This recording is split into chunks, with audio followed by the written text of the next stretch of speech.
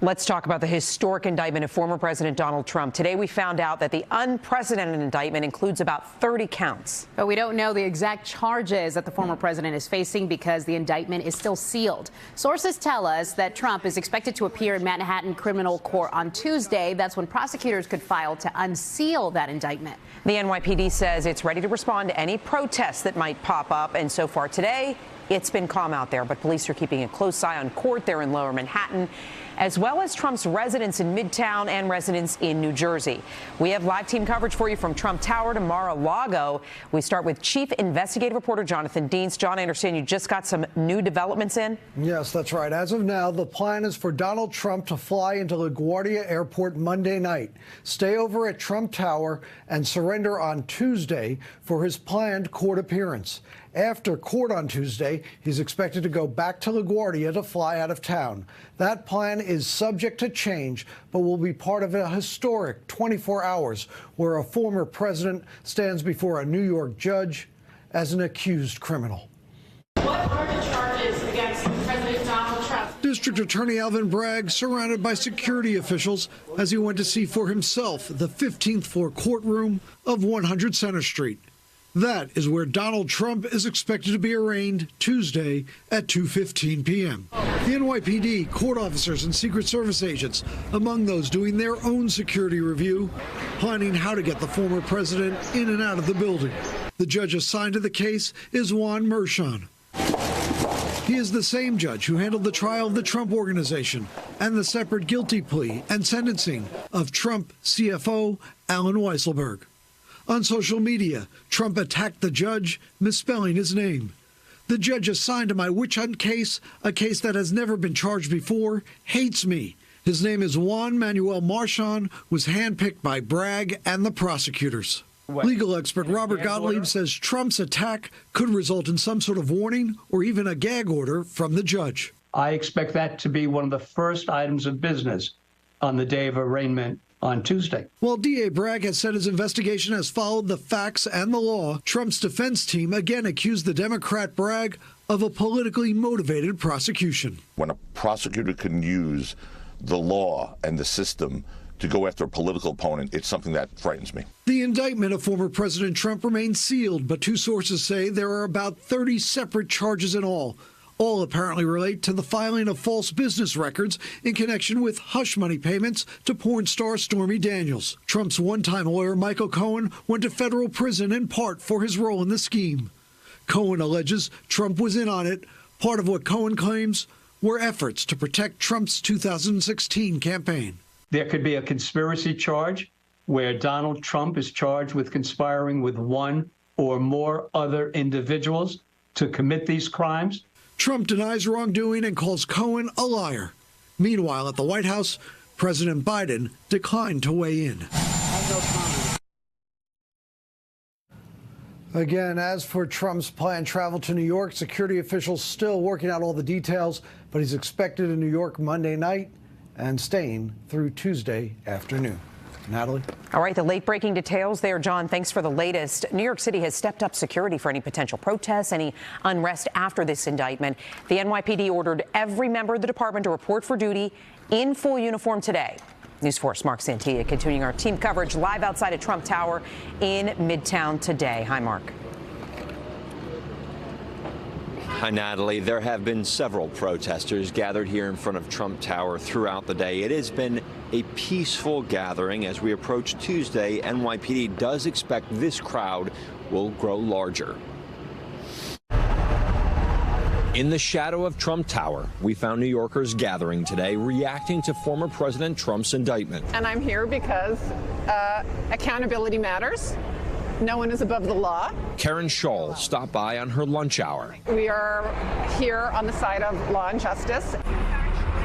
People driving along Fifth Avenue giving impromptu support to the mini protest. And what he did was wrong, and everybody and anybody is not against the law.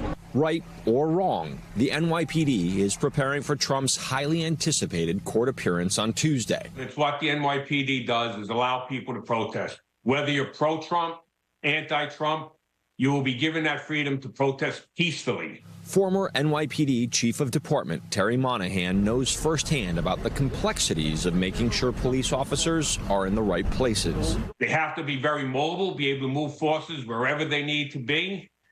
Currently, they'll be scouring social media, looking for any information may be out there as to who's going to protest, where they're going to protest. And it's not just securing Manhattan. Trump owns a home in Bedminster, New Jersey, where the FBI is also monitoring the potential for large-scale rallies. So from a protest and rally standpoint, we're absolutely going to be monitoring that with our state and local partners here in New Jersey as well.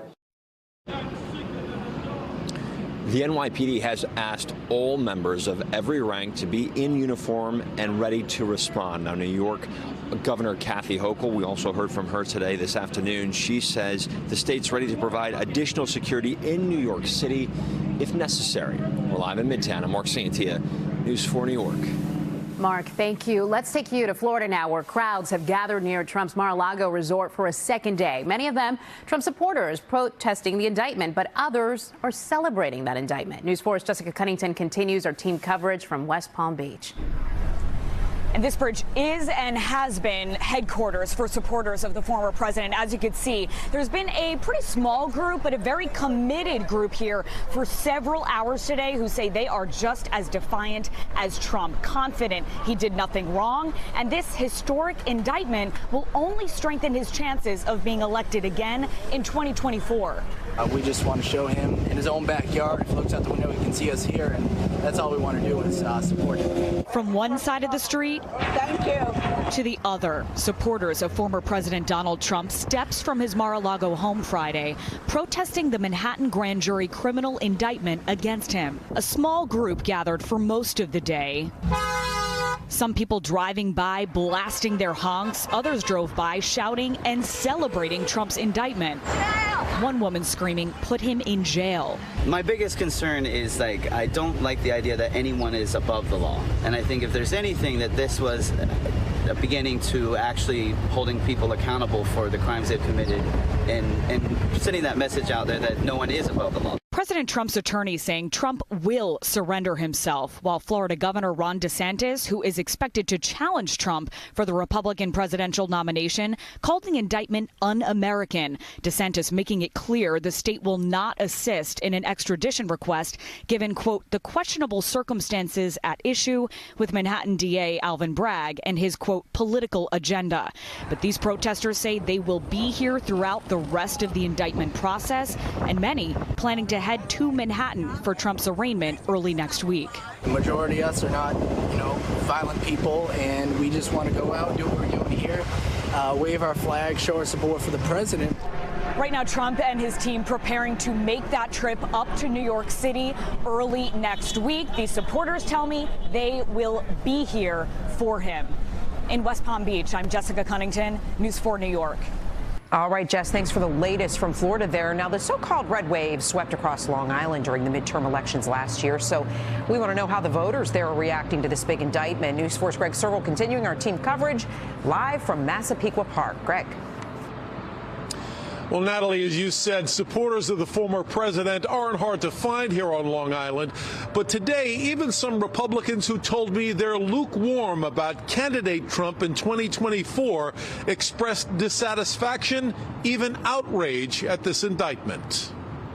In Massapequa Park. Really? All of a sudden you're going to go after Trump? And in Garden City. Obviously, if it wasn't Donald Trump, there would be no indictment. Long Islanders like Matt described the indictment of the former president as unfair, with much of the ire directed at Manhattan's DA. We're letting murderers and rapists out on the street, and yet, they're reopening this case on Donald Trump. It's political, and it's malicious prosecution. Nassau's Republican county executive wonders why a local DA is pursuing a case federal prosecutors declined to follow. It is, former Congressman Peter King argues, a bad legal case and a bad precedent. I've had differences with President Trump, but whether it was President Trump or if this were George McGovern or any Democrat being treated this way, to me, it's such an abuse of the system. King says this indictment may help Donald Trump politically in the short term, but over time, the threat of a criminal conviction could make voters turn away. Suzanne believes no one should be above the law. He allegedly committed crimes and let it play out in court. In the end, some Long Islanders say the Trump indictment will further divide the country. But Nicole told me this case matters very little to her. I don't care if he paid Stormy Daniels $130,000. Like, what does that mean to me? His wife. Now, pro-Trump protesters are expected on Long Island tomorrow. Nassau police confirming they're expected to appear in Garden City outside an appearance by Florida's governor and Trump political foe, Ron DeSantis.